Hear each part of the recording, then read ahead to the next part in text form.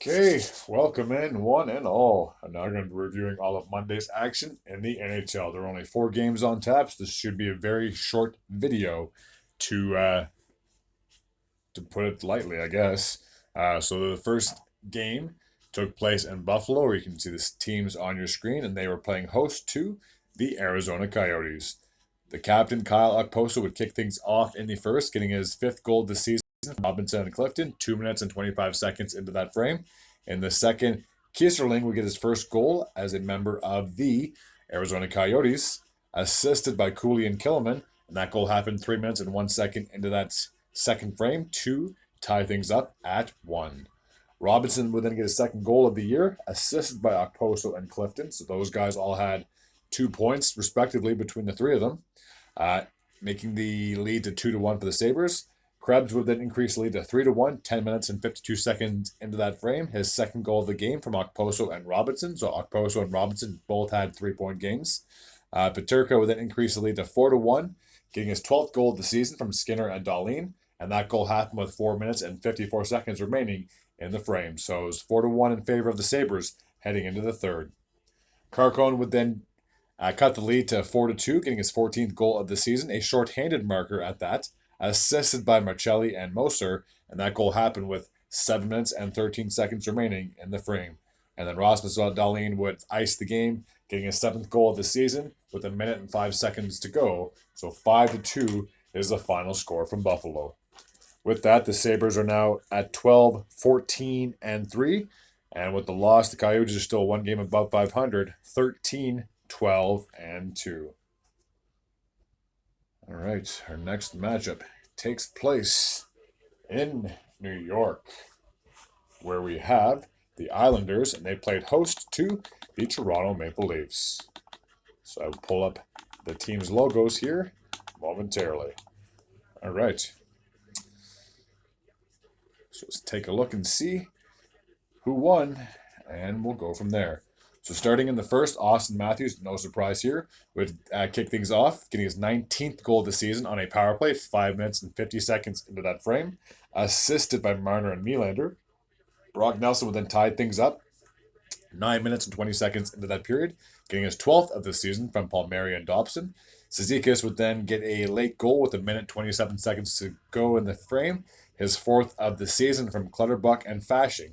So it's 2-1 in favor of the Islanders heading into the second. Palmieri would increase the lead to 3-1, getting his 8th goal of the season from Nelson and Dobson, 1 minute and 10 seconds into that frame. And Tavares would get his 999th point, getting his 8th goal of the season from Timmins and McCabe, 7 minutes and 43 seconds into that second period. We have to jump all the way to the third with just 6 seconds to go in the game. So the Islanders almost pulled this one off in regulation, where Morgan Riley would get the game-tying goal with his 4th of the year from Tavares, who would get his 1,000th point of his career, and Nylander assisted on that goal as well. But in overtime, Bo Horvat, with 46 seconds into that frame, would get the game-winning goal, his 10th of the season from Barzal and Dobson. So with that, the Islanders are now sitting at 13, 7, and 7. And despite the loss, the Leafs are still looking pretty good. 14, 6, and 5 is their record after this game. All right. The third game on tap takes place in Texas, where we have the Dallas Stars, and they are playing against the Detroit Red Wings. Okay. Take a look at the goal scoring summary. Sprong would kick things off in the first, getting his 7th of the season from Fabry and Fisher, 5 minutes and 20 seconds into the frame. Heiskanen would then tie things up on a power play, getting his 2nd goal of the season from Robertson and Ben, and that goal happened with 6 minutes and 25 seconds to go in the frame.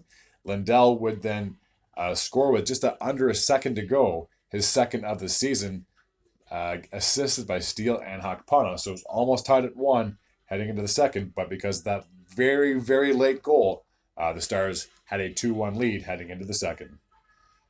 Robertson would increase the lead to 3-1, getting his 9th goal this season from Lindell and Hintz, 11 minutes and 16 seconds into that frame. Duchesne would add on to that lead, 4-1, at that point, his 7th of the season from Hanley and Sagan, and that goal happened with 6.5 minutes to go in the period. Borgen would then get his first goal of the season for the Detroit Red Wings, assisted by Shane Gothenberg and Olimata, and that goal happened just 22 seconds after Duchesne scored, so it was 4-2 heading in to the third period. Foligno would decrease the lead to 4-3, getting his 7th goal of the season from DeBrincat and Gothenberg. That would be a power play goal with 6 minutes and 39 seconds to go in the frame, if I'm not mistaken. Pavelski would then score 30 seconds after that, increasing lead to 5-3, getting his 12th goal this season from Hintz and Heiskanen. That would be a power play not at that. And then Heiskanen would then get his 2nd goal of the game, his 3rd of the season, assisted by Steele, and that happened with 42 ticks to go in the game. So with that, the Stars have now improved to 16-8-3. And despite the loss, the Detroit Red Wings are still looking pretty good, 14-9-4. All right.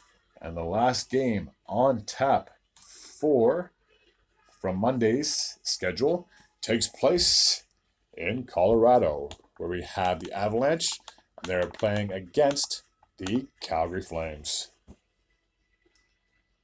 Take a look at the goal scoring summary from this matchup. Kadri would kick things off in the first, getting his 7th goal this season from Blake Coleman, obviously playing against his former team. At 13 minutes and 46 seconds into that frame, Thomas Tatar would get his first goal as a member of the Colorado Avalanche with 1 minute and 46 seconds remaining in that frame, assisted by Colton and Olofsson. So it was all tied up at 1 after 1. Cale Makar would give the Avalanche a 2-1 lead with a power play goal 1 minute and 43 seconds into that second period, assisted by Rantanen and McKinnon. Majupani would tie things up for the Flames, getting his 6th of the season from Kadri and Gilbert 5 minutes and 14 seconds into that frame.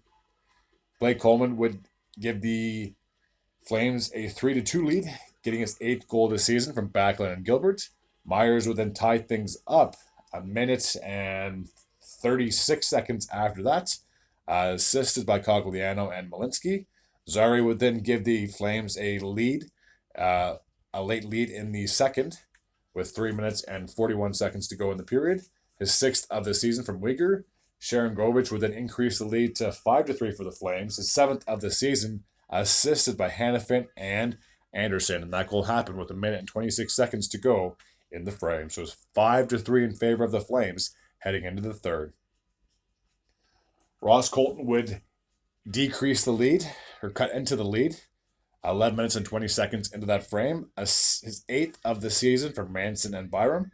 Rantanen would then tie things up with 6 minutes and 29 seconds to go in the period. His 13th of the season from Nishkinen and Makar. And then McKinnon would get a late goal with 4.5 minutes to go. His 12th of the season from Nishushkin and Nico Rantanen. So 6-5 would be the final score in this one. So the Avs came back from 5-3 and were able to pull this one off in regulation. So with that, the Avs have now improved to 17-9-2. And with the loss, the Flames are now 3 games below 500, 11-14-3. That takes care of my recap. As always, if you're new to this channel, please feel free to hit the sub button. I'd be very grateful and very appreciative at the same time. As always, take care.